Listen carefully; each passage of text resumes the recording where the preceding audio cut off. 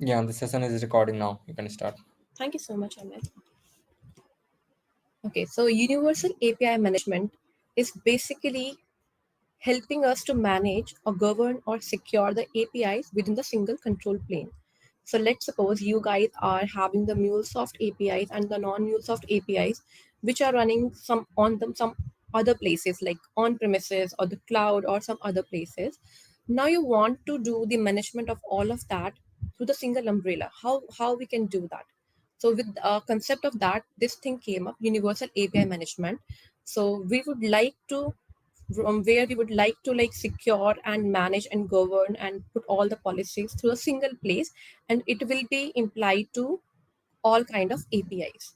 Okay, so MuleSoft covers the MuleSoft. The non-MuleSoft covers any kind of language like Java, Kotlin, or any kind of language. If you are creating your APIs into, you can use this. So when we say the gateways, why the gateways are important? So these are the basic four things. So you can find your API, the discover, govern, manage, and then engage your APIs. So if you see, when you create a gateway over your application, so it will be like a guard to your application, right? So how the guard will be helping your society. So it will similarly, these gateways will be helping you to secure your APIs. So it help the APIs to get reduced from the API abuse. Like somebody can try to like keep on sending the request so that it get posted, and then or you can also like authorize and authenticate just the guard do who you are. Do you have an identity to validate that? So all those things could be done. Okay, so you authorize yourself and then authenticate. After that, you can control the traffic. How much do you want to have? Like you, there are several policies like rate limiting and throttling. So you can use according to your need.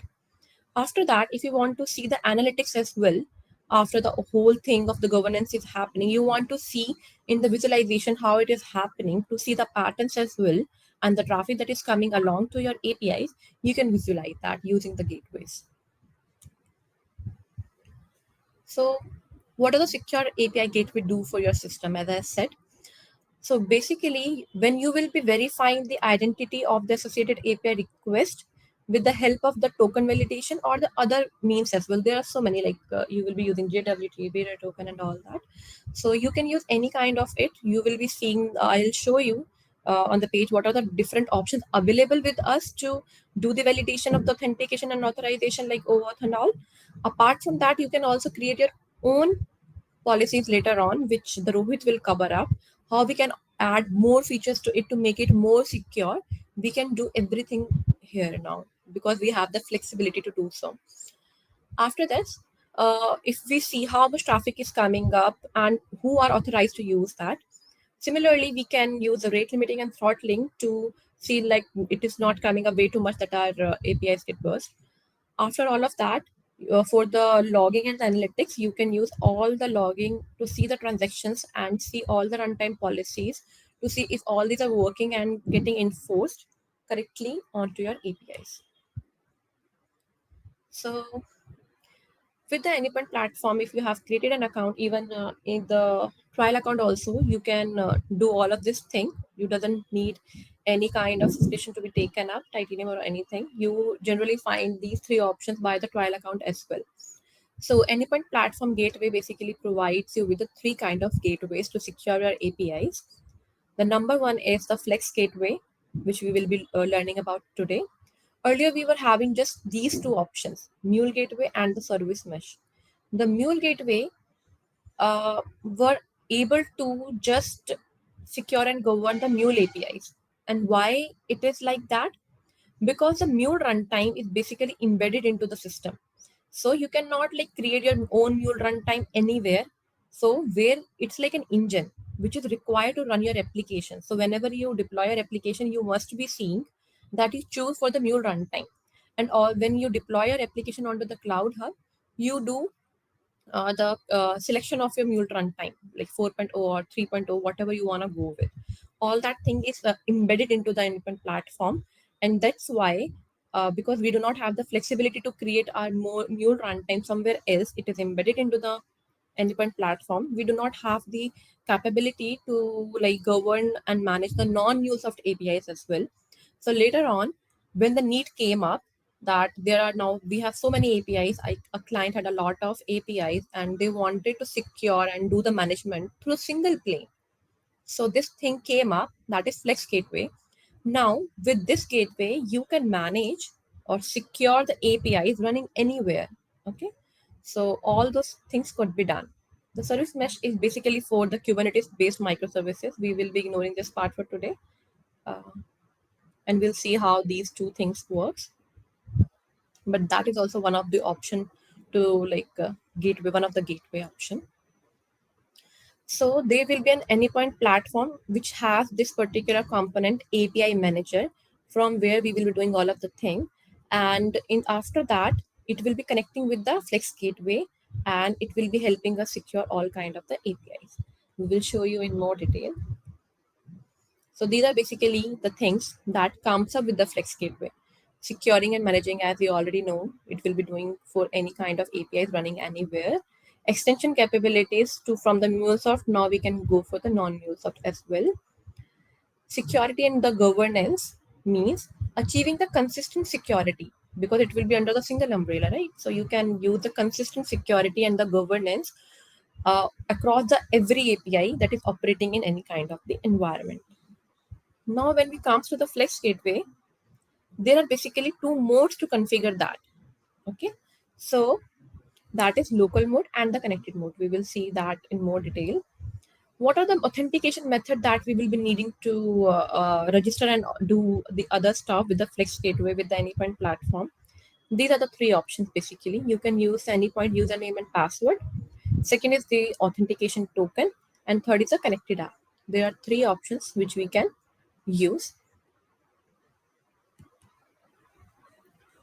So let's see as an overview what we have understood and how the benefits of the Flex Gateway can make our life simple and what are the things coming along with the Flex Gateway. So it is providing you with an option of the SSL and TLS and the OAuth authentication as well to ensure the data privacy and the protection, which is a very required thing for everybody. So that things came along with the Flex Gateway. So it means you guys don't have to worry about at least this factor. Similarly, Flex Gateway supports dynamic routing. It means that on the basis of the request which we will be sending on the criteria of the URL header or the payload, it can route your request to the backend APIs. Okay. So with the help of this, you can optimize the performance and ensure the high availability of your applications to the clients or the customer. Also, as I said, it already manages all kind of APIs under the single umbrella. It's just one of the thing. Now we'll see these things. This is just explaining all of the thing. If you guys have any doubt, we will be uploading the PPT as well to understand each thing. So security means all kind of features that is coming along with the OAuth, JWT, IP whitelisting, and many more. Similarly, for the governance, you can put like rate limiting, throttling, and do the analytics. Similarly, for the scalability, you can make the Flex Gateway highly scalable. You can make more replicas of it as well. There will be commands to like make it more available to the larger traffic. Also, the customization, which is the main topic of our today's agenda, that how we can create the customer policies to add more features to the already present policies and tailor the needs of our specific needs. So they are just two examples here given for the real world. So let's suppose there's a healthcare that might want to use a Flex Gateway to integrate the electronic health record system, which is somewhere, with a cloud-based patient portal to provide the real-time access to the medical report for the patients. So this will be helping us to do so. Similarly, if you have somehow a legacy payment system, you can integrate that with a modern mobile banking application to offer a seamless payment experience to the people. So with the help of the Flex Gateway, we can do such kind of things. Now let's like deep dive into a bit of the technical things. That was all theoretical. So the Flex Gateway basically has two modes: connected mode and the local mode. I'll show you. So what the basic difference is. When you will be going with the connected mode, you will be basically using the API manager component of the endpoint platform UI.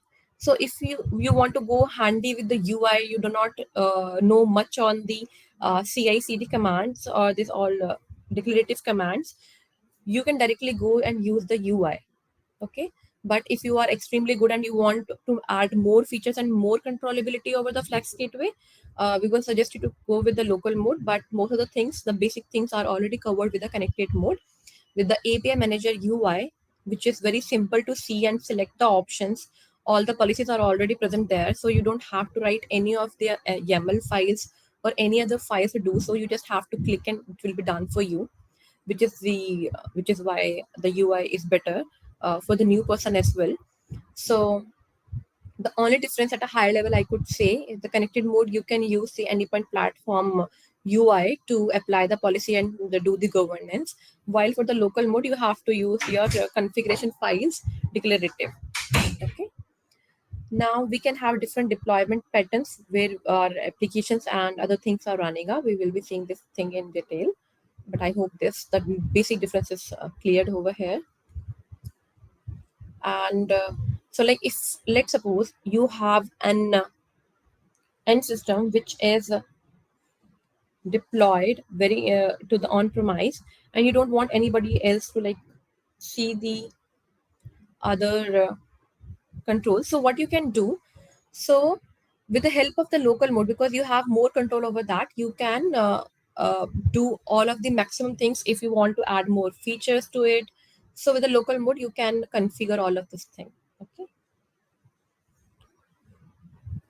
So with the customization requirement, you can get full control over the configuration and the behavior of the Flex Gateway if you're going with the local mode, because you will be writing your own scripts. Similarly, with the help of if we are going with the local mode, we are not going to use the UI. So with the help of this, there will be a low latency requirement. That is, if the client has a low latency requirement, you should opt for the local mode, because it will be helping you to reduce the time for each request to reach the internal system. Similarly are the others. Now let me show you directly on the platform. So I have this trial account created just some time before. Okay, so this is the place. Now it comes along with a lot of things. That is design center, where you create your ramels, exchange where you publish your assets to. So later on it is available to everybody. And the management, here our main thing will be coming up, the management center. Okay, so here if I go to the runtime manager,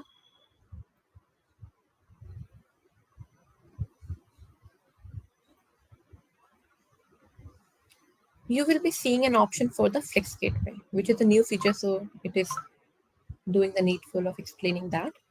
You can learn more about it from here as well. But right now we do not have any gateway to my trial account. So just simply click on a add gateway. You can add as much as gateways that you want to create over there. Okay. So what are the different options? So first you choose your operating system. Do you want to go with the Linux, or the container, or the Kubernetes, or the OpenShift? Okay. With each one, it is giving you the option. So let's suppose you want to go with the Linux. So these are the options available. So you have to choose your machine. Like let's suppose I say Amazon. So what it does, it is giving you all the commands to do this setup for this. Okay, and it is all very detailed. So you can make the changes of the certain values, like what the name do you want to give. All this thing is you have to choose. Apart from this, token and organization and all the things are written over here. The steps will be remaining same, but the commands are different, and the Mulesoft has made it easier for everybody. So you will be seeing these commands will be changing with each one. Now let's suppose if I go with the container and I want to use a Docker one, you will be seeing a change in the commands. So you don't have to worry much. The internal thing remains same, but the commands that will be provided by the Mulesoft this place, you can use that to configure it and register that with the endpoint platform. We will see that in the demo as well. Similarly, we have the other option for the Kubernetes. You will be seeing the command for the Kubernetes as well, and it will be explaining you each and everything. Similarly for the OpenShift. Now let's suppose for the today's demo, which Rohit will do, for the container and the Docker, let's see what are the different steps coming along with that. So first of all, it asks you to pull the image and download the Flex Gateway container image. So let's suppose I have this Docker. So this is a prerequisite that you should have a Flex Gateway. So I just now ran this command. So the first command you will be running up. Let me show you. So you simply open the CMD, open your first command. It is like from their container hub. You will be downloading it.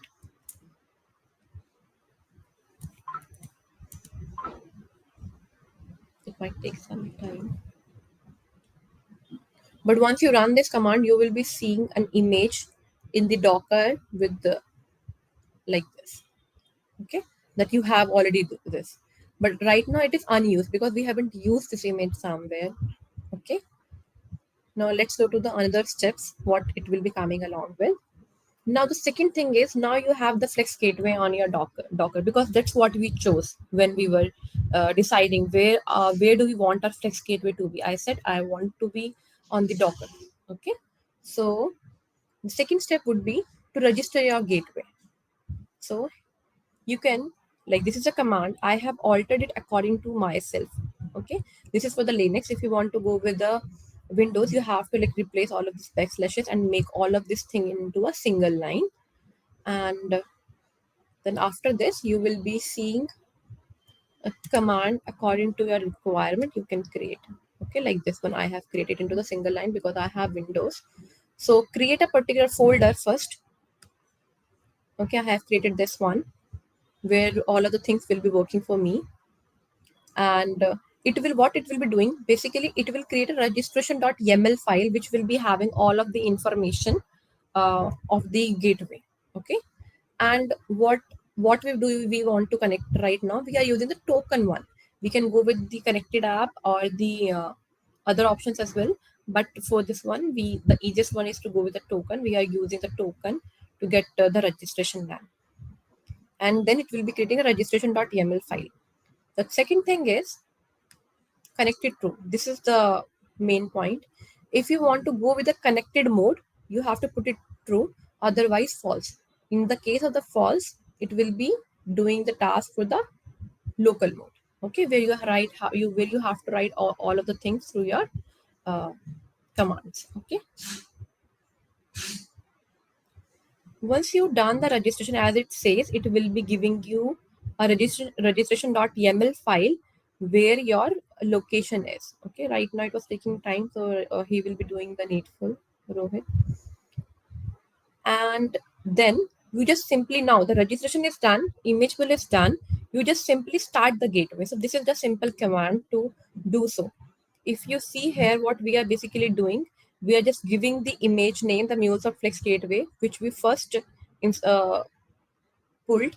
Okay, the Mulesoft Flex Gateway, and then we are giving the port over which the Docker is running, and second to it will be routed to which particular port, which is 881. So let's suppose if I run my applications on 881 port, so you can use that. So it is a container port and it is an application port.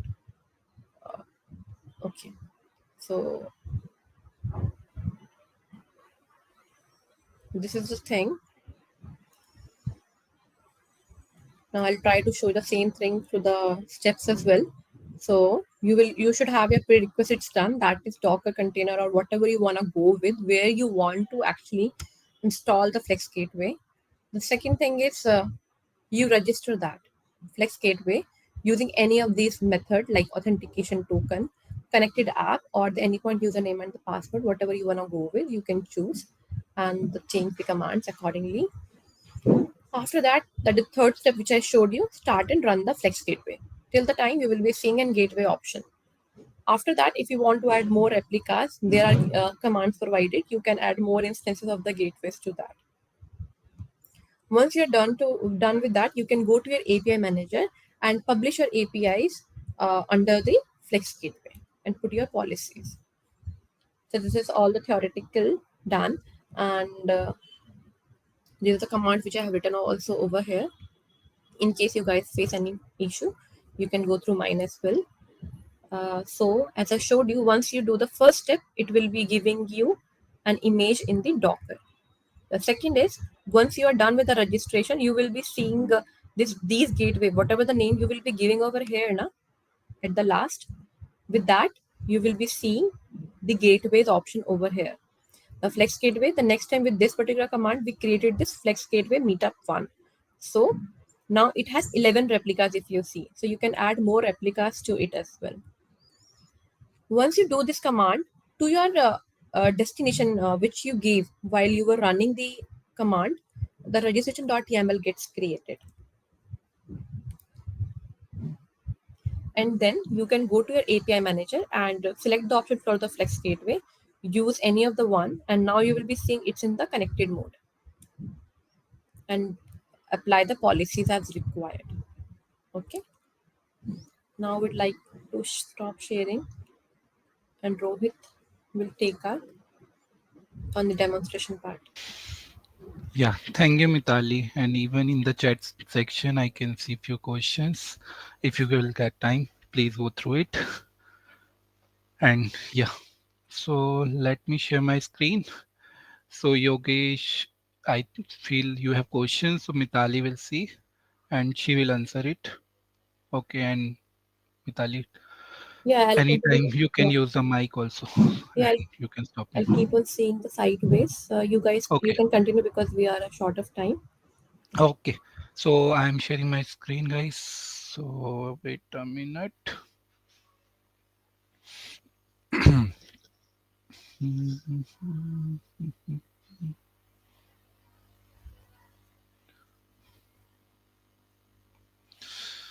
So I hope my screen is visible now.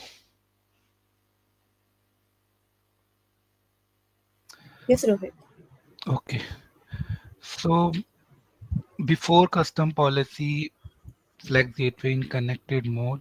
Okay, so where the Mitali has left over this topic, like we need to register the flex gateway. Okay, so I will, when you will go to the flex gateway. Okay, so already I have one, two, three flex gateway. Okay, and each flex gateway has replicas, like flex gateway one, three replicas. So how you need to do it, I will tell you. So at this moment, this currently my flex gateway is running. I am closing it, and now you can see it is in disconnected mode now. So when you will click on add gateway, container, and Docker, so we have different ways. We can use different OS or environment also. For today, I am using Docker. So just you need to pull the recent image of your Flex Gateway. Okay, Control C and open it and just. So if you have a updated image, so it will say that your image is up to date, else it will fetch it. So it is saying image is up to date. Then you need to register the Flex Gateway to Anypoint platform by running this following. So here in, for example, in my notepad, you can see what you need to do. So here you need to give your name, whatever the name you want to give. For example, if I am giving meetup. So this is my Flex Gateway name. Then what is the location where you want to save the registration file? By this command, there is one registration file will be generated. So which location you want to give. So I am giving this. So when you will go, so there is this. So let me create a new location and flex gateway meetup. Control C and this. And I'm replacing this. Now organization ID and the token. You need to confirm key token, control C and control V. And then organization id is same 7c86. So now I can execute this command.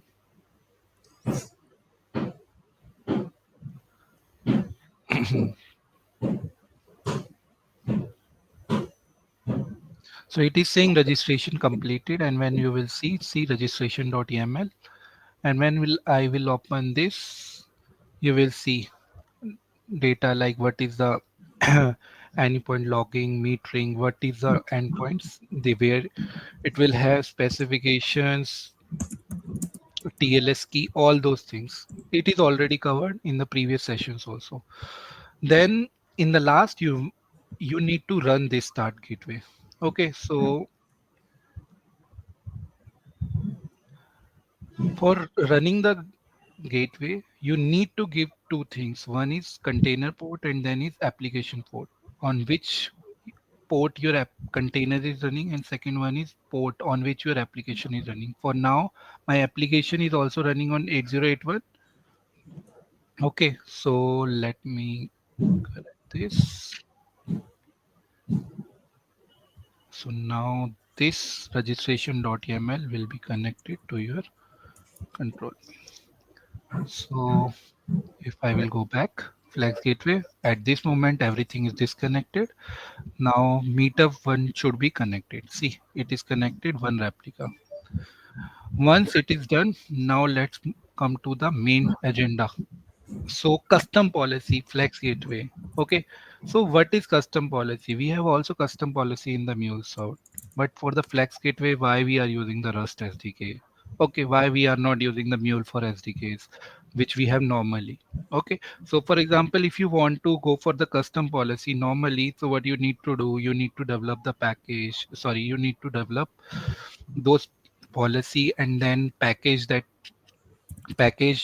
policy through the Maven archetype and then publish to the exchange. Okay, so that is the way. But for the Flex Gateway till this moment, and I think till this year end, whatever I have got from the MuleSoft product team, they are not going to release the Mule 4 SDKs for this. So for at this moment, if you want to develop any custom policy for the Flex Gateway, you need to use Rust SDK. Okay, so policies enforce regulation to help manage security, control traffic, and improve API adoption. Okay, so we can have a policy which can control the authentication. We have service level agreement. Okay, so if you want to create the custom policies for the Flex Gateway, okay, so it happens in the exchange. Okay, and then you need to apply that particular policy which you have created in the exchange to the API manager, API instance. Okay, you need WebAssembly extensions that run as a envoy for the custom filters and which help us to apply the custom policy in the Flex Gateway. So we are going to use those Rust SDKs or WebAssembly for proxies to implement those rules.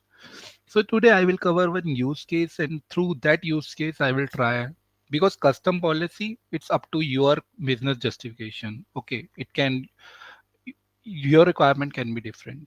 Okay, but I am taking a simple use case, like I am just injecting the injecting the header.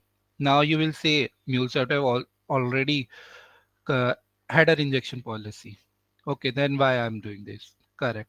So, but when you will have a normal injection header policy, there you will see, if I will go and let me go to API manager.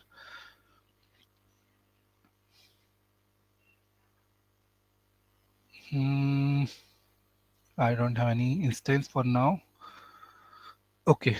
So when you will apply any policy like token injection head, sorry, normal injection header. Okay. So in that, those headers that you are injected that are not masked, you can see the values. Okay, but if our client or customer have a requirement that the headers that you are injecting, I want them masked. Okay, then I need to do some modifications, so we can use. Okay, so in this, what I am going to do, we will pass a custom header from the Postman client to our Flex gateway. Okay, and then custom policy that we are developing in our Flex Gateway, it will first authenticate the custom header value, okay, with the predefined value of your header in the API manager. So this is my customer X custom auth header, whatever the value I am passing, and it will compare with the value that is already defined in your API manager. Okay. If it gets authenticated, then it will inject the API manager headers to your implementation API. It can be your Mule API, it can be non-Mule API. Okay. If it doesn't get authenticated, I don't want to continue my execution. I want to stop the execution and I want to give a error code 401 authorized, unauthorized. And if it get authenticated, then I want to inject this customer auth header as well as one my normal injected header to my end URL or end API. And so today in that today session, what I have done now. So when you will go to runtime manager, I have deployed one Mule API, and in that Mule API, I have not done any such thing like just I am using logger. Whatever the headers and payload I am getting, I am just printing those. So for example, I am just printing those. So you will see in the demo. So see if the X customer auth header value matches with the header value defined in your API manager, then you should get a 200. Okay. Okay. So this is the value. So whatever the auth header secret value that you are defining in your API manager, it should match with your Postman customer uh, custom header.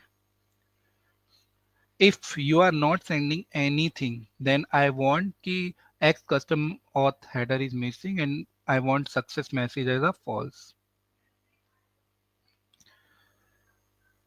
Now, if my values are not correct, then I want this message. X custom auth value is not correct.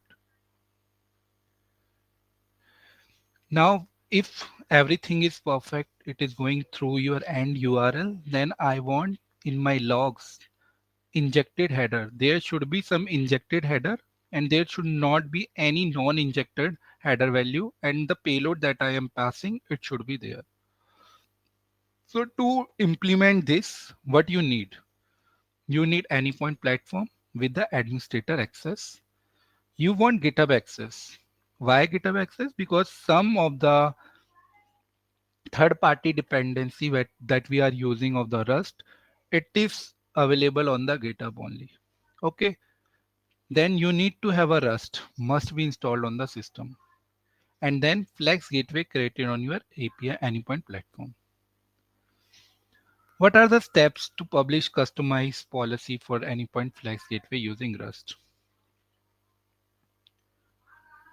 First, create policy definition file. Then publish those policy definition asset to the exchange. Then create implementation files. Then add policy implementation file and then apply the policy. Now we will see each step. Create policy definition file. In order to upload the policy definition, it is essential to generate a policy definition file in both JSON and YAML formats. Okay, so JSON file contains the JSON schema language, and YAML file include like what is the policy category, interface, necessary attributes. Now, first of all, you need to create the JSON schema file. Okay, so whatever you are seeing in your API manager, so when you will see on your API manager, you are seeing auth header secret value, injected header, non-injected header. Whatever the interface is rendering on your API manager, it is just possible due to the schema.json file. Okay, so the interface of the policy is defined in your JSON schema file, which outline what are the required and supported properties needed to configure it. So how it look like? Let me go and see. This is one of the policy, and when you will go to schema.json, add it with notepad. Now I have given the title this, type is object, Now, whatever the properties you want to define, you need to define like this. So these are the properties section, and in this I have one secret value, and whatever the title you are giving, it is going to render on your API manager. And this one you are going to use in your coding, like in your Rust language. Whenever you are going to develop the logic, you are going to use these values. Now, whether you want to make it mask or not. So if you want to mask that particular property, you need to give security sensitive, else it is not going to be masked. Then injected header value, non-injected header value. What is the type you want to give to each particular field? You can. Now, required means whatever the properties you are going to give in the required section, those properties are must while applying a policy into API manager. So if you have given these three things, okay, means all three properties values you need to define in your API manager while applying the policy, else it will not allow. But if you want give any of the value, then it will be optional. And that's it.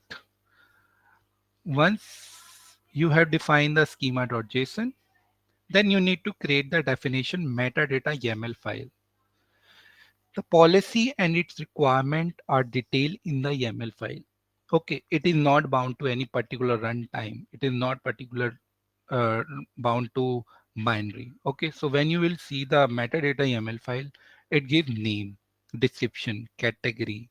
Okay, all things are already given on the Mulesoft documentations.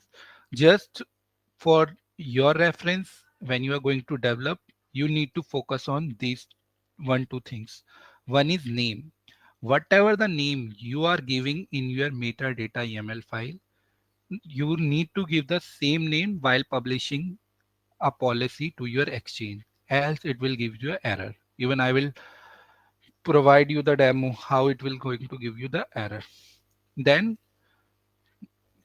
what are the characteristics you want, whether you want troubleshooting, whether you want authentication, so you need to define that. Then this is the file definition.yml that I have given the screenshot also. Then you need to create a metadata YAML file. This is for implementation. So information how the policy description has been specifically implemented is provided in the metadata YAML file. Okay, because there can be a several implementation of same policy with a different versions. So each one is a separate exchange asset or a different version of the same exchange asset. So in this, you need to define what is the technology you are going to use, whether it's Flex Gateway or normal Mule Gateway. What is the name? What is the minimum runtime version? Again, this name is useful because the same name you need to define while adding the implementation. And last, you need to create the implementation binary file. A jar file for Mule4 policy or a WSM file for the Anypoint Flex Gateway serve as an implementation binary file. So here we are using Anypoint Flex Gateway. So you are going to create WSM file, that is WebAssembly file. This file must function as described by the definition metadata and support all configuration fields. So how you are going to do it? First of all, you are going to create a Rust project by this following command: cargo new custom, cargo new, and then you need to give the project name. Okay, new project name hyphen hyphen lib means it should have the lib.rs. This create a custom auth header policy directory. Okay, and below show the files and folder that automatically get generated within the directory. Now, for example, if I will do the same and how it do, let's make it 2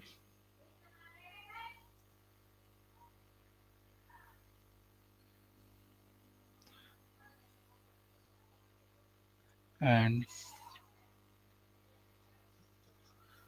let's see what it does create. See, it has created, and see, it has cargo.toml. It has source. In the source, you have lib.rs.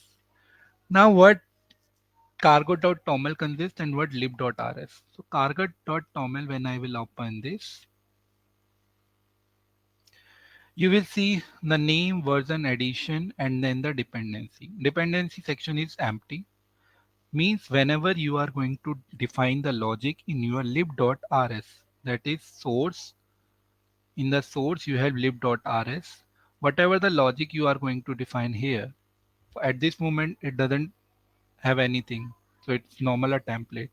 So whenever you are going to define this, then you are going to use the external third party dependency. So for those, you need to use cargo.toml. So what happens while building this cargo.toml, download all those external dependencies and so that you can use in your lib.rs. Okay. So for example, if you will, I go to my normal one, and if my source code lib.rs. Okay, see in this I have used different things. I have used JSON one, I have used time one, I have used proxy WSM, serialization, deserialization. All those I am using from where I am getting this downloaded one. Okay, so when you will go to my cargo.toml, you will see that I have already all those dependencies in my cargo.toml. See, and when you will build the code, it will get downloaded. So yes, so you need to copy your required dependency in your cargo.toml file. Add the required configuration functions as per your business requirement in your Rust library, that is source lib.rs. Once it is happened, then you need to add WSM32 as a target to enable the compilation so that you can enable the compilation. Once it is enabled, then you need to use following command to build, and means compile and build your custom policy. So cargo build hyphen hyphen target WSM32 unknown release. So in this, it will build your WSM file. So when you will go unknown, so target WSM and release, and you will see it will create this. So for example, if I will delete this target one and let you know how it happens. So first of all, already all these things are happened. Let me do this.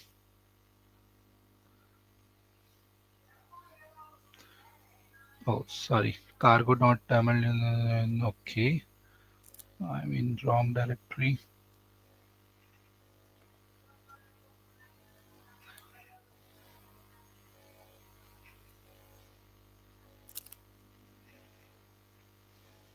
Hmm.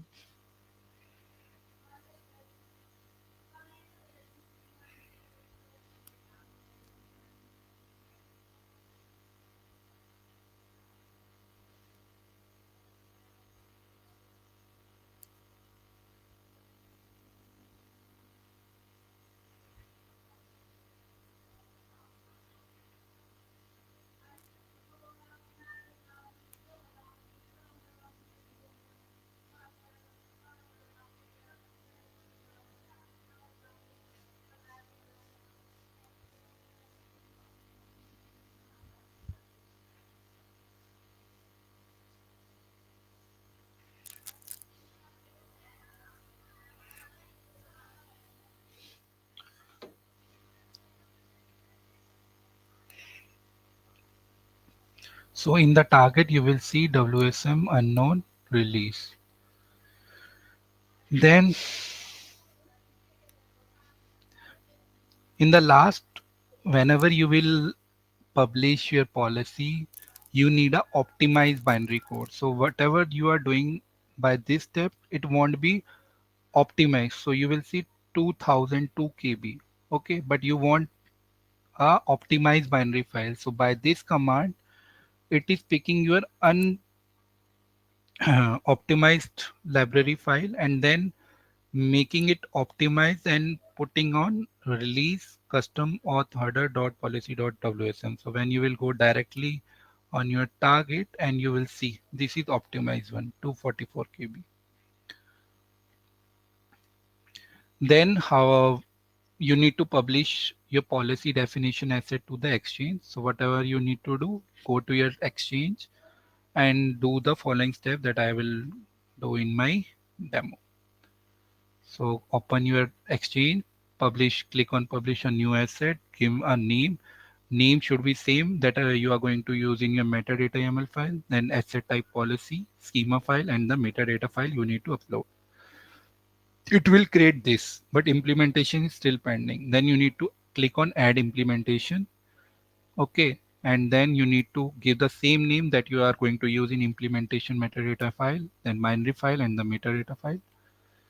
Once it is happened, go to your API manager and then you need to apply the policy from the API manager.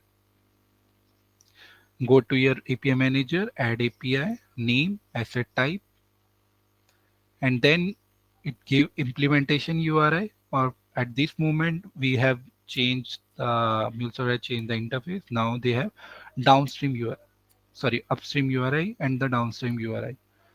Then save and deploy. Once it is done, you can see you can add the policy also to your particular API instance that you have created. Then you need to give the values, apply, and your policy is applied to your API instance. Then go to demonstration. Let's go to demonstration. Go to your exchange.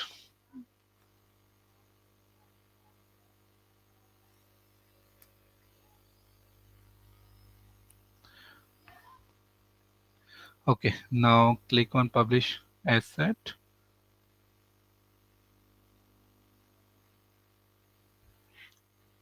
Now, if I will give any name ABC, and then if I will give policy, okay, and then if I will choose my file, like schema.json is this, and my metadata YAML file is this.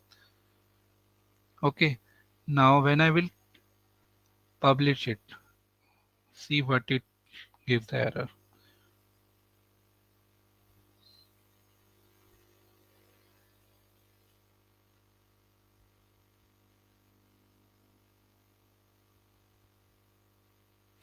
So it is giving error.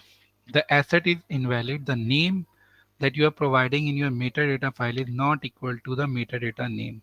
It means the name you are providing here, it is not same. So what you need to do, open your metadata file and where is my this definition.yml, copy and paste the same name. The name should same, and go publish new asset and give the name and policy, and now upload the schema.json, and in the metadata file upload definition.yml, not implementation.yml. That's why I have kept the naming like that. We can differentiate the difference, and then send the request.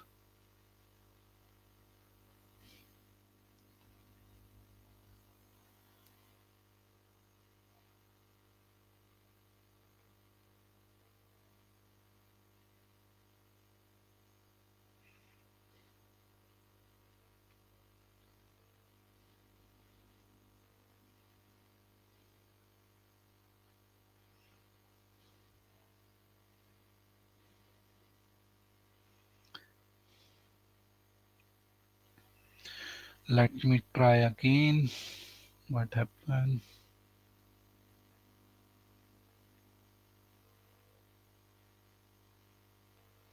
Mhm, mhm.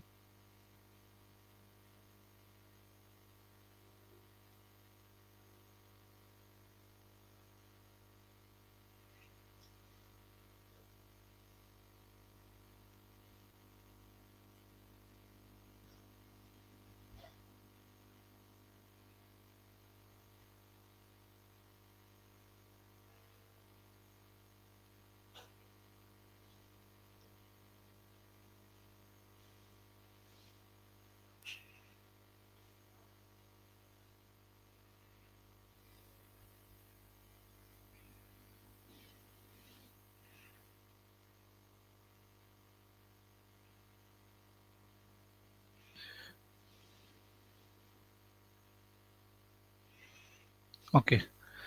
There was error because of this unexpected. Okay, it is just due to any point platform.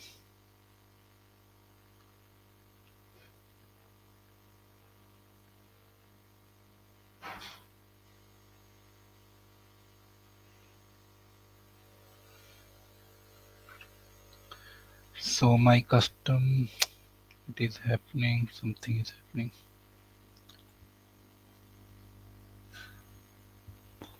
Okay,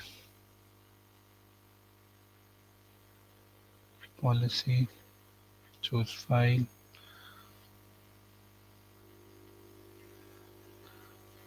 Hmm,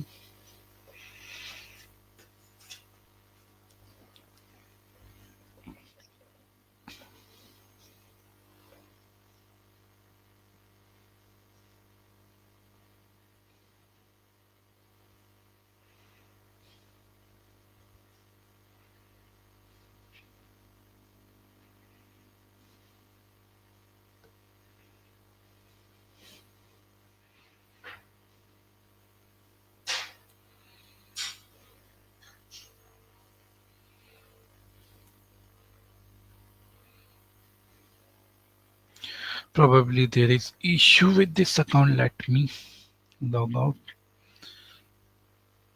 and create a new account.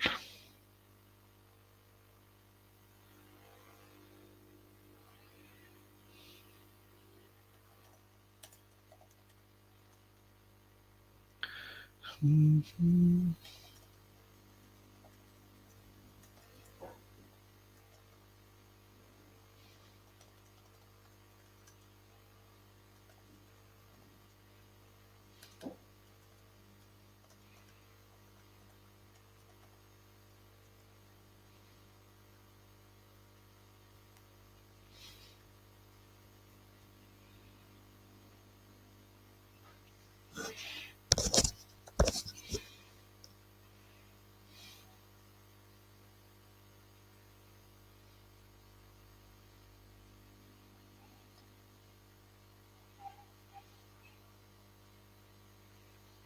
Policy,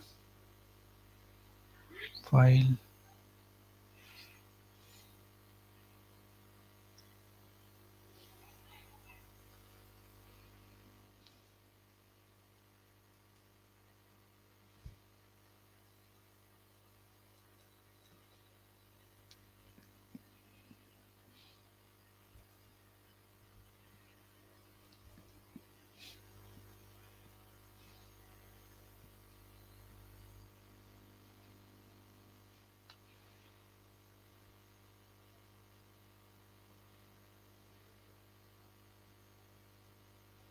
See, it will be like this. Meanwhile, it is happening. Let me do few in the background that I deploy my AND API also. Go to sandbox and yeah, application, deploy application.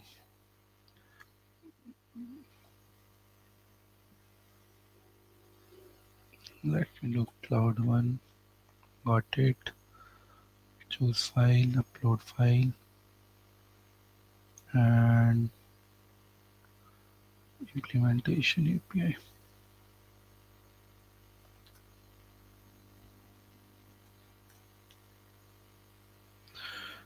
Demo.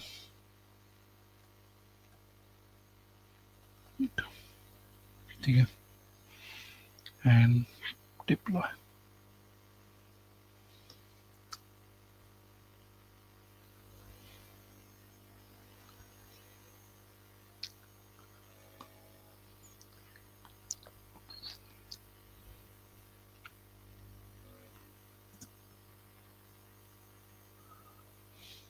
Meanwhile, it is happening, and let me create a fresh Flex gateway also. Add gateway. I will do quickly. Just I need to change my organization ID. Control C,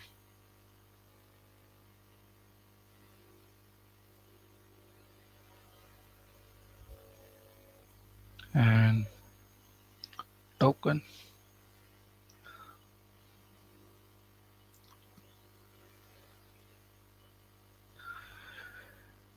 And in your Flex Midway meetup, I need to remove this registration.yaml so that a new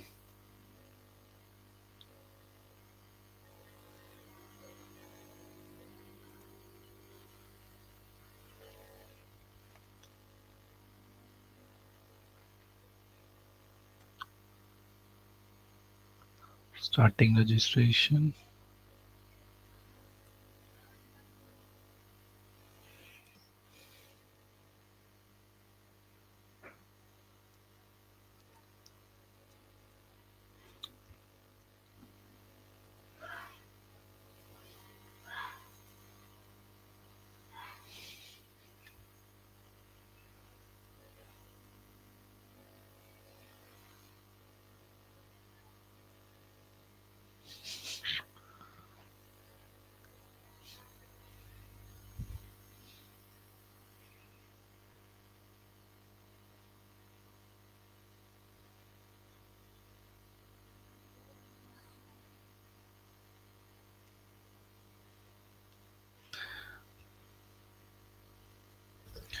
Once it will register,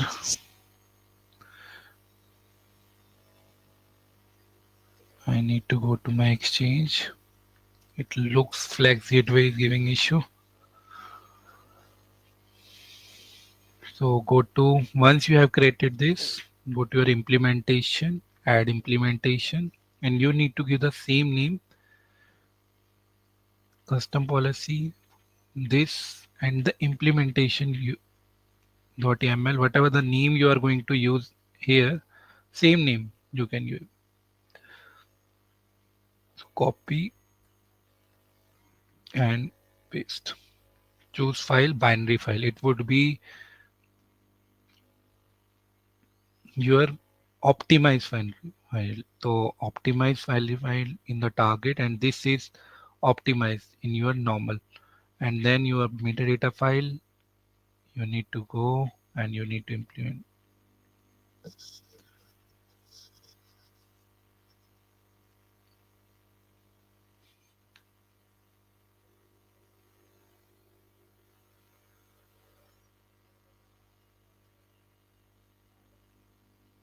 So then your implementation has been added.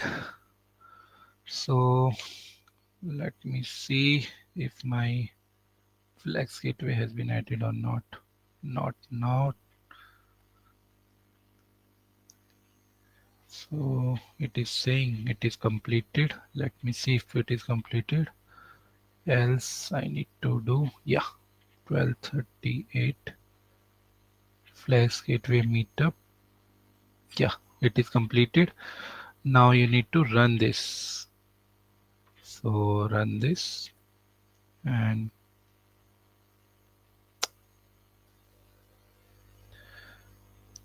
failed port is already allocated 8081. Okay, so let me give it 8082. 8082 also something is running. Let it give 8083. So probably on 8081, see, something is running. So stop it if you want to it. Then also it will run. So on 8083, you can see now there should be some port on 8083. It should run. See, 8083 it is running. If I will give 8081 again, and it will stop. It will stop. 8082 also. If something is running, so if you'll give 8081, now it should take.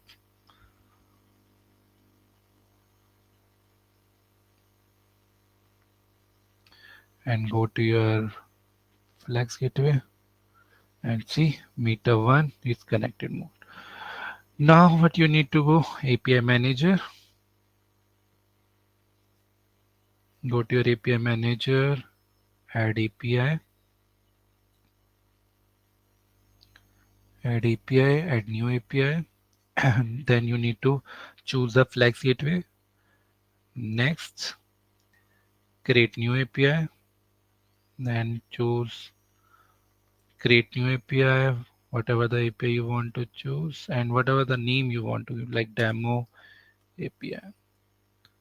Okay, and asset type for now I am using HTTP directly. You can use REST also.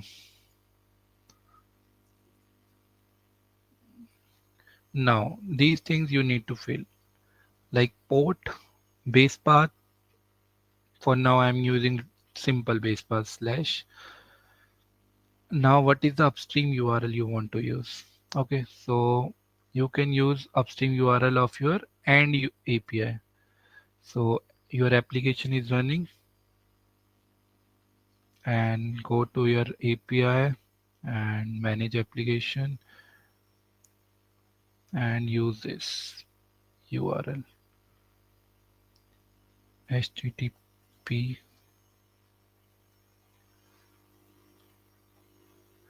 So this is my API, and next save and deploy.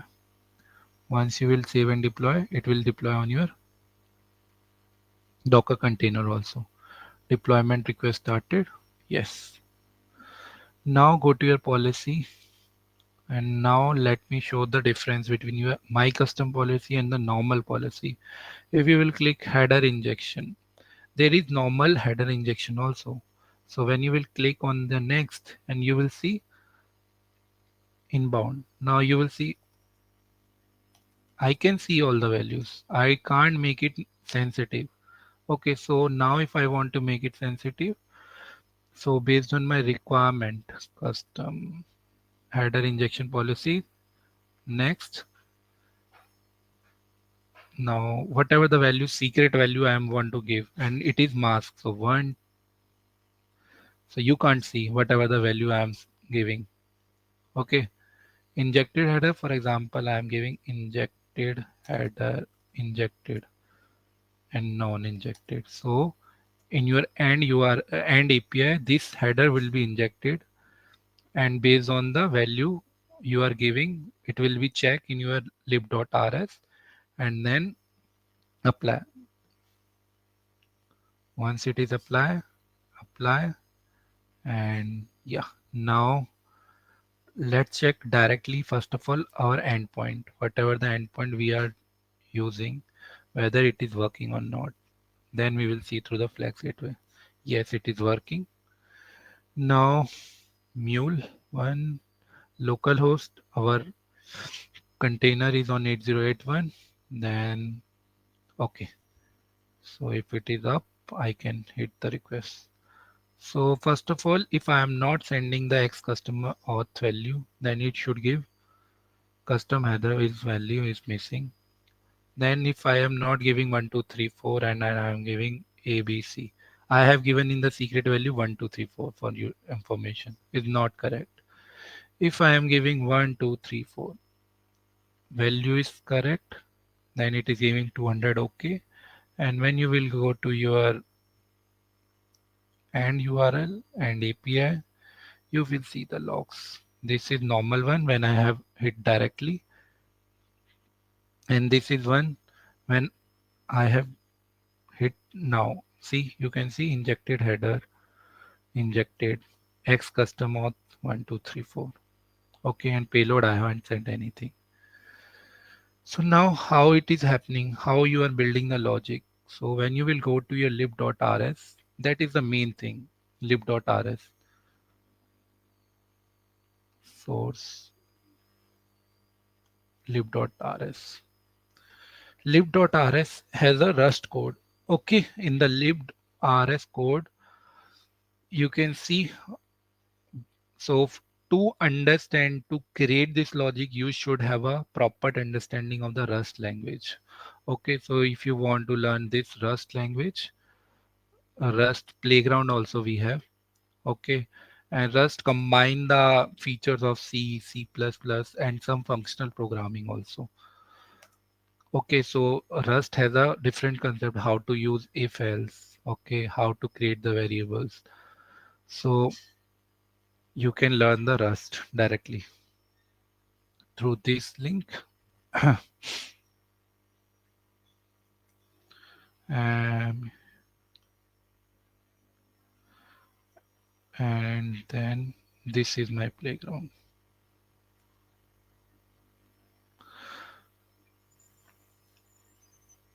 Now let's go to my lib.rs. Yes.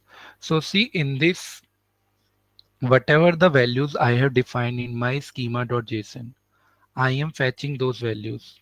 Okay. I am first of all, I need to create the structure. You have already know what is struct. Okay. So secret, injected header value, non-injected header value. I have defined them. Then I need to use cell.secret. I need to assign just like we have the constructor concept. Okay, in the Java. You have fetched these values, you have create the functions, and then you need to execute. So this one, Rust one have four functions on HTTP request header, on HTTP request body, on HTTP response header, and on HTTP response body. So these function execute. So first of all, on HTTP request header will trigger when all the request header bytes are received. On HTTP response header is executed when all the response header bytes are received. Okay, so for example, if you have called a some endpoint and then it will give a response, and those response headers we can use and we can call further endpoint. Okay, so then you need to do some execution in your on HTTP response header. If you want to play with your response body, then you need to work around here. If you want to play with your request body, then you need to do this. So for now I am playing with my request header only. So see, first of all, I am getting the X customer auth header. So first of all, cell.get HTTP request header. I have fetched this, and by using let mutable, mut means mutable, and you have saved this value. And now you have compared this. If sum means some value is there, then I want to execute this. Else, I want to throw this error. Okay, and it work in the packet format that you need to wrap and unwrap your body. Then you want to send the response, along with response some code also. So I want to send 401, what is the content type, and what you want to send in your response body. So response body I have defined and I want to send it.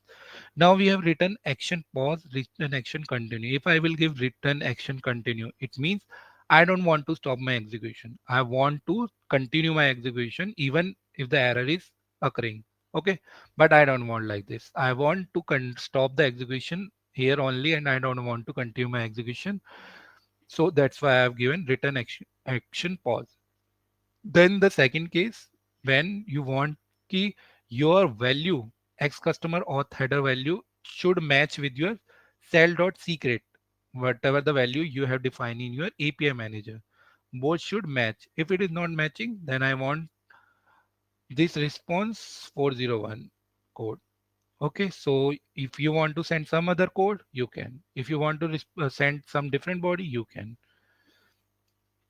Then in the last, if both the condition are met, then I am just sending HTTP request. I am injecting first one header, that is add HTTP request header, injected header, cell dot injected header value, and then resume HTTP request. Whatever the request was originally originated, I am resuming it, and then return action continue.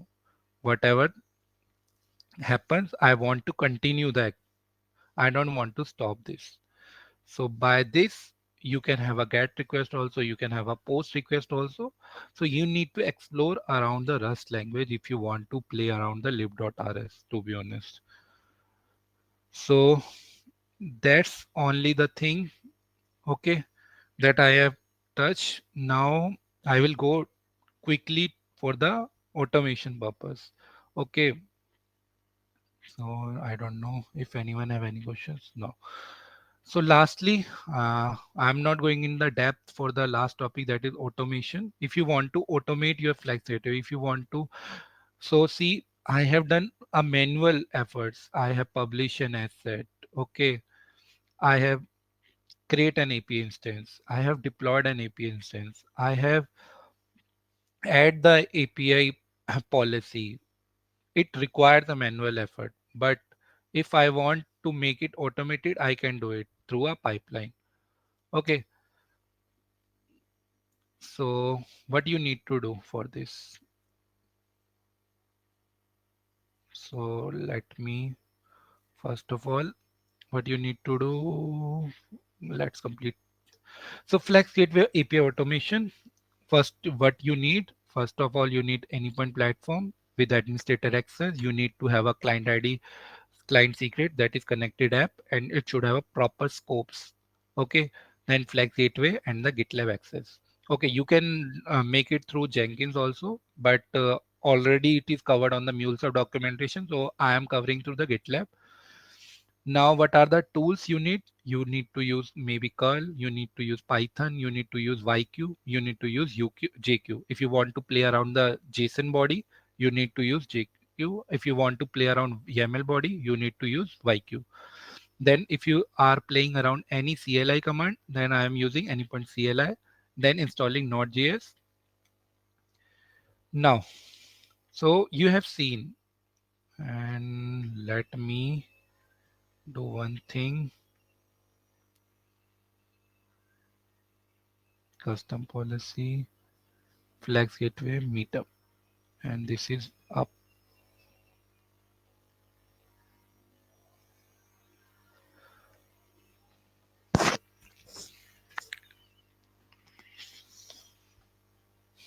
Sandbox. Yeah.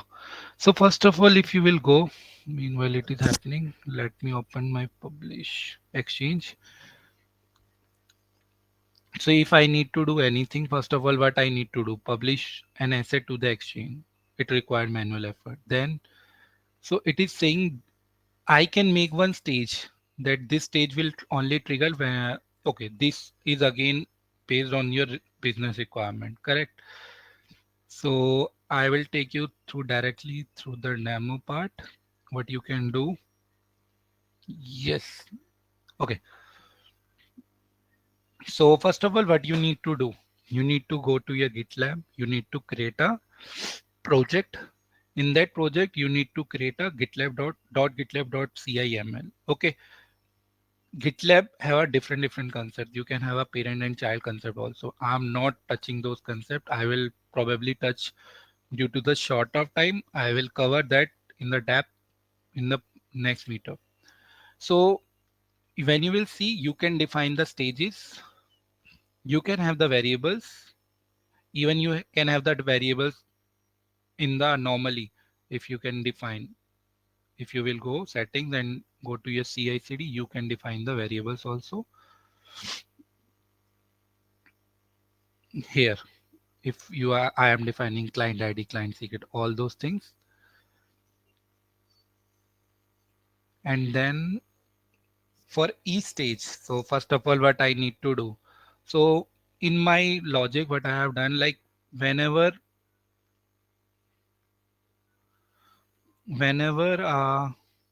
this file in my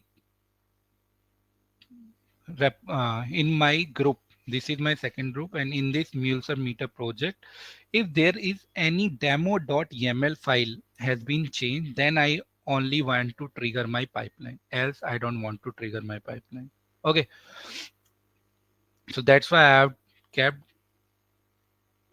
.yaml. Means if I want to keep demo.yaml, I can remove this asterisk and I can write demo.yaml.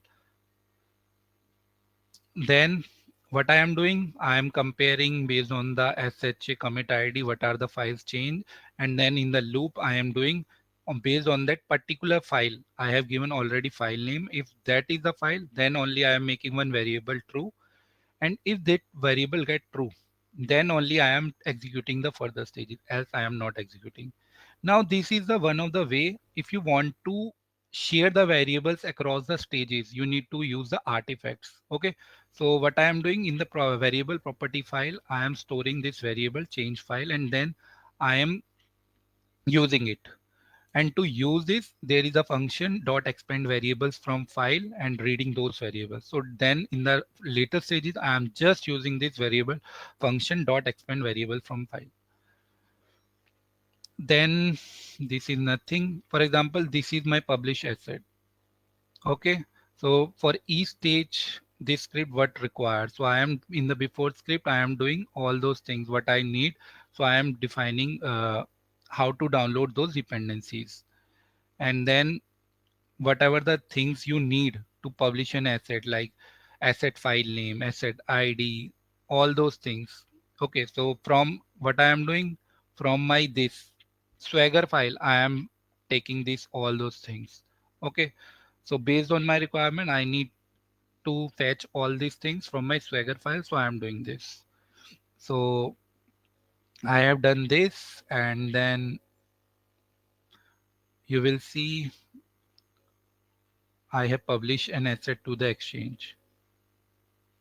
So if you will see publish an asset to the exchange, it required asset ID, version, title, all those things.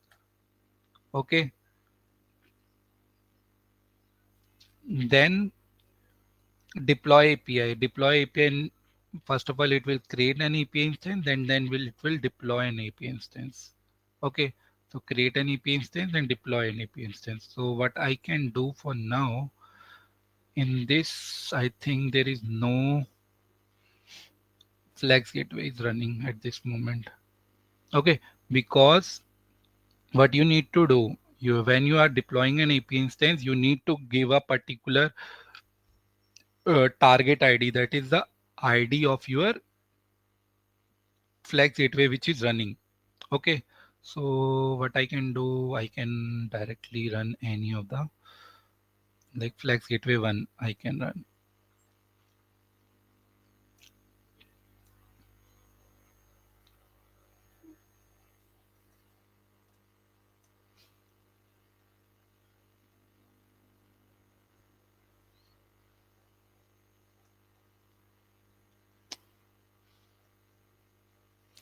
Okay, run this. Okay, 8081 is already running. Let me stop all these things which are running.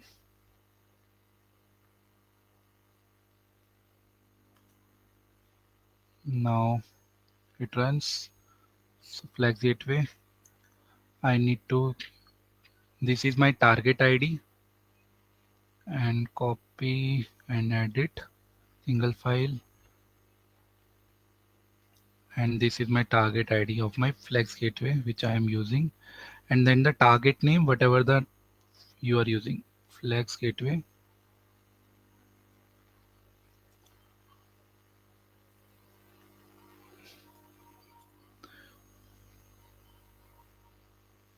Yes, commit changes, and for example if I am doing any changes, let's commit changes, then there should be some pipeline should trigger.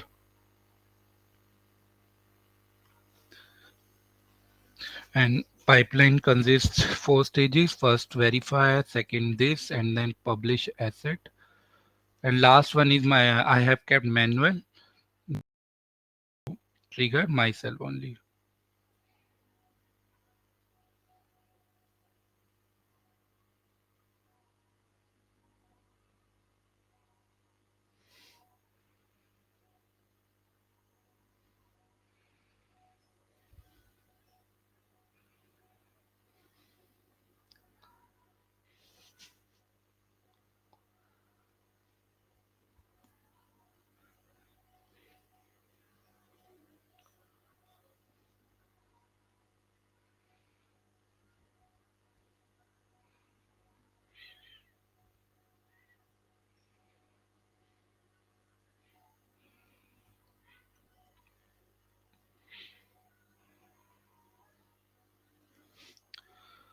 So third stage is running. Let me see the logs,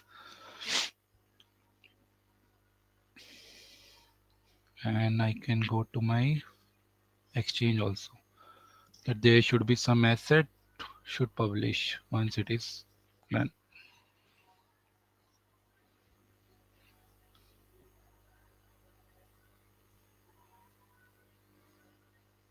It is publish, and let me refresh. See, this is publish based on the things like I all those things. Okay. Then last stage, which I need to do manually because I have kept manual. So I need to run it because when you will go, you can see I have kept manual.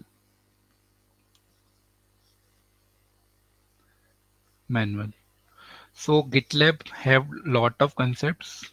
So I'm going quickly due to short of time, but definitely I will cover this topic in depth, like how the artifacts made, how we can check the what are the artifacts, what are the values. For example, each stage have variables, and each stage have artifacts. If you want to do, you can browse it. You can see the values, see variable properties,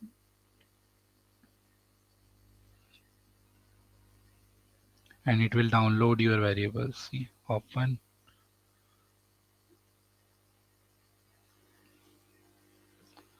from the previous stages, whatever the values you can see. Now let's see if my last stage has been executed or not. That is deploy an API instance, and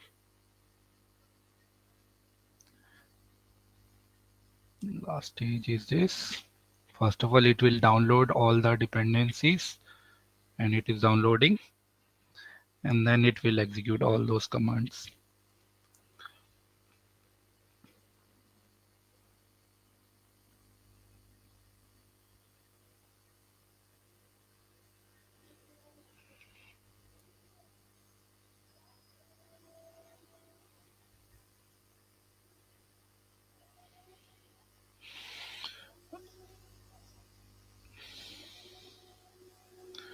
Guys, I will cover your questions. I'm not on that screen. Once it will completed, I will come to the question section. Sangamitra, give me few seconds. So when you will see, it is saying this exists, doesn't exist. So when you will see, you will find the error also. There is no API instance present in API manager. So deploying API instance, you will see doesn't exist. Exist, your API instance is not existing. So further stages also won't exist. Okay. So because I have not done few changes, so just because once it is done now, what you will see, let me go my previous pipelines. So you will see like this. Okay, it is published or like this. If I will run again, so then you will see on your API manager, there will be one API instance, and then one for each API instance, there would be target which is chosen from the flex from the runtime manager. Okay, so at this moment I have just touched the basics. Okay, so that if you need help, you can at least take a reference, because there is already, when you will go to the Mulesoft documentation, already everything is covered. Only difference is they have covered through the Jenkins, and GitLab has a different syntax. Okay, they have also same steps that you need to have a token, create API instance, apply policy, deploy. Now let me go to the questions. What's the notion? It's quite maybe we can have a few sessions on automation and yeah, definitely, Sangamitra. I am planning to have a proper session on the automation because it takes time. It takes different concepts. Okay, because I haven't touched, to be honest, the concepts of the automation. Okay, like parent-child pipeline concept. Okay, how the GitLab have different things. So I will touch those points. Then, if we update any new logic in the lib.rs file, can we utilize this pipeline for redeployment?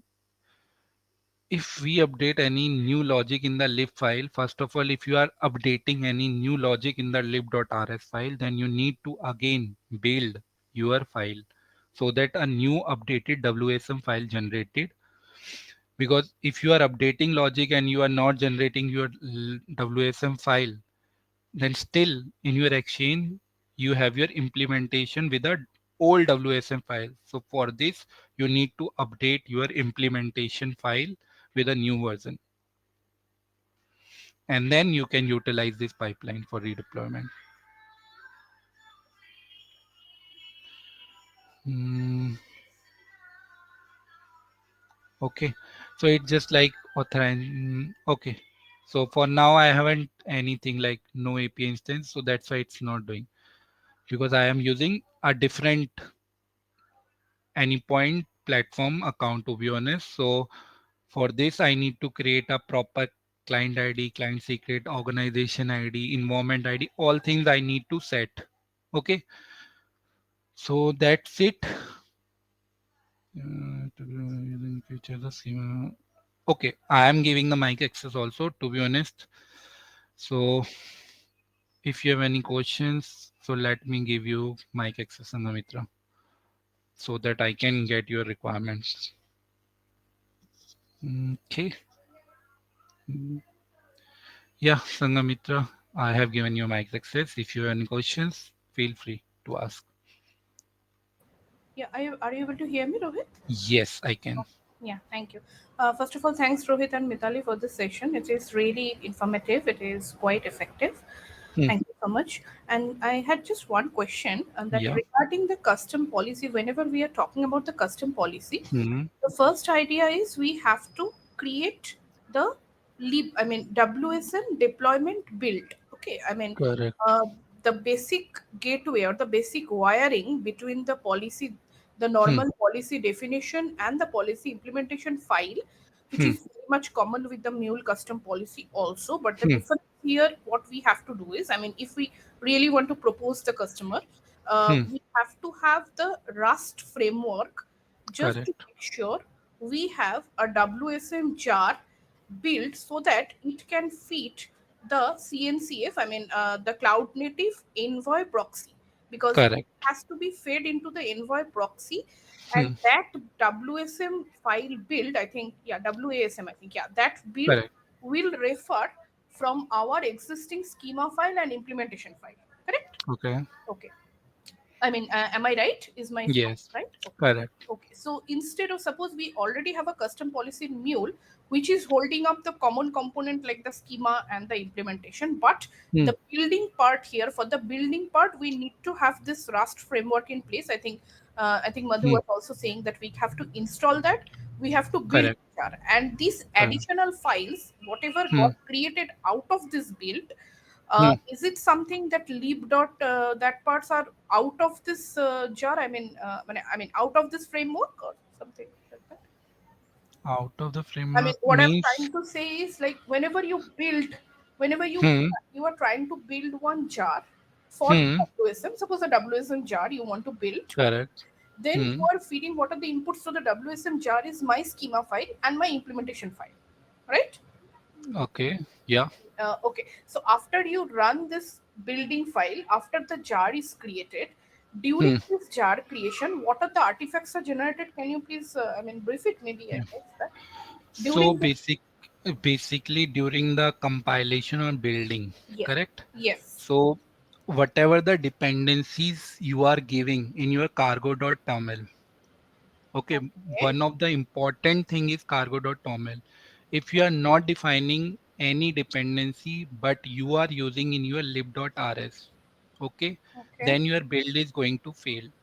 Okay, it's normal in the like whenever you are using even C++, okay, Java. So you are using use dot something. Okay, before Okay. using anything you need to define that we are using this. Okay, like for example C++, we are used to like include std input output dot h, correct? That's why then only you can use Streams out. standard, yeah, Yeah. correct. Okay. So but in this rust what they have already defined na key during the build lib.rs, before building the lib.rs cargo.toml execute, so it Okay. download all the dependencies. Okay. Okay. And then for that lib.rs you have already all those things on that place. Got it. Okay. So cargo is basically your identifying your dependencies and then. Correct, Okay. Okay. correct. When you have created initially basic template, there is nothing schema, implementation, nothing. There was only cargo.toml and the lib.rs. Okay, so these are the components. Okay, thank you, Correct. Rohit. Thanks, Rohit. Yeah, yeah thank you. I think Okay. Madhu is asking for some mic access, maybe. Okay, Uh, Madhu Dilip. Give me 1 second. I am giving Thank Madhu. you. Thanks, Rohit. Thank you, Sanjay. Madhu, I am giving you.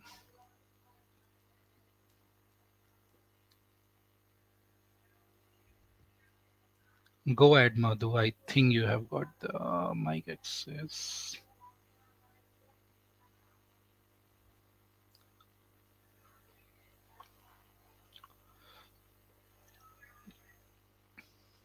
Madhu, I have given you the mic access. You can go ahead.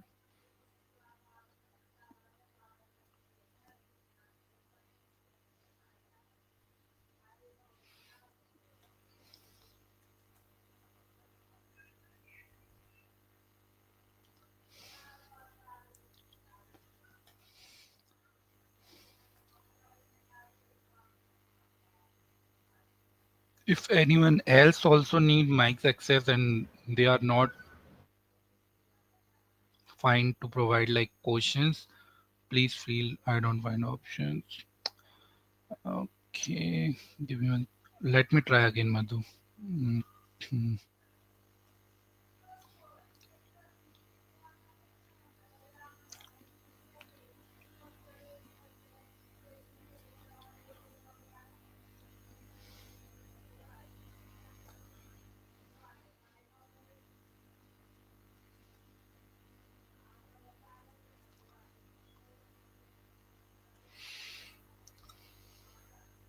I can't see Madhu in you.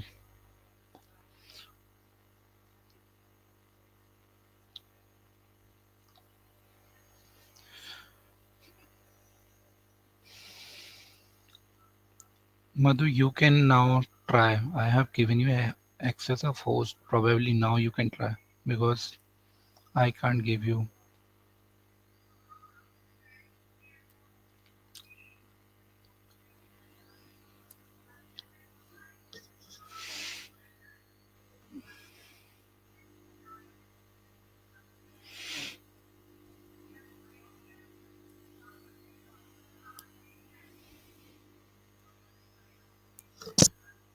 Madhu, are you there?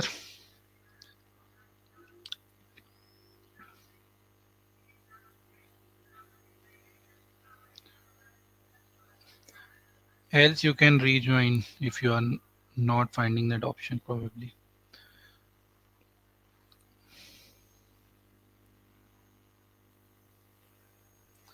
And anyone else have any questions, they can ask.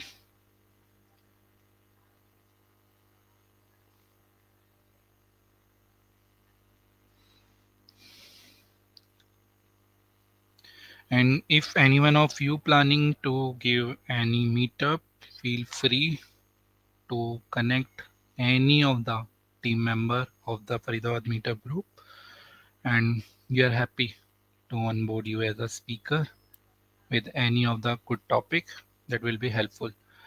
And definitely, I have a question. Just a minute, please. Yeah, sure. I'm giving you. And For next session, I will try if I can provide you more knowledge around the automation purpose. Definitely, I will try. Go ahead, Sangamitra.